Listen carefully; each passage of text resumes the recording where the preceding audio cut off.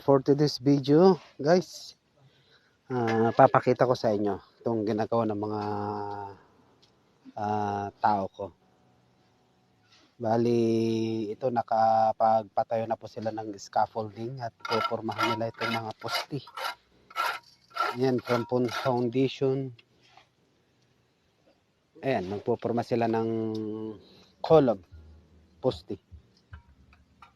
Ayan, kailangan mo ng malinis. Kailangan malinis yung puno bago pormahan.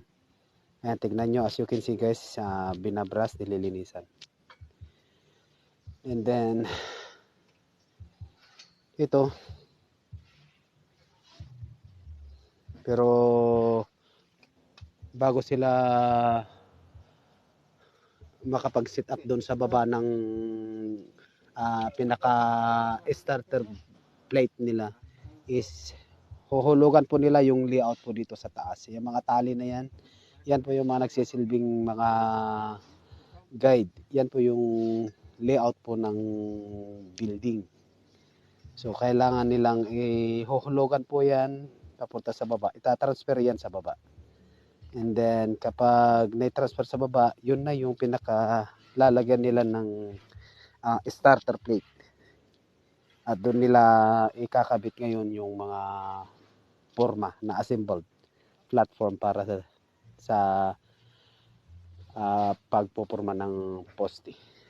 Bali dalawa po to guys yung popormahan nila. Ito yung isa, tsaka nandito naman sa kabila yung isa. Ayan siya.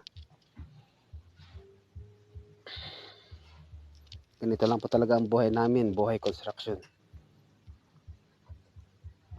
Pasalamat pa po kami ngayon kasi maaraw pa. Kalaban namin yung araw. Pero mas mahirap magtrabaho pag umuulan. Kasi pag umuulan yan, sigurado puro putik yan. Lahat na mahahawakan mo, putik. Ayan po guys, oh. Yung layout po dito sa taas is itatransfer na po doon sa baba. Parang lumayo yata yung ano nyo, Brian ah.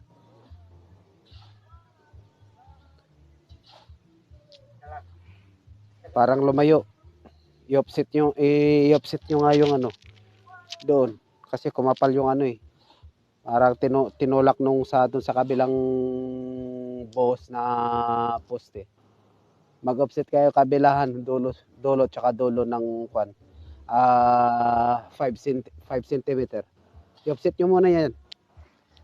From doon sa kabila, 5 cm. Tsaka dito sa kabila din. Sa bandang likod natin. Bago nyo hulugan. Kasi sumabit na doon. Oh. Hindi natin makukuha yung tamang alignment yan pagka ganyan.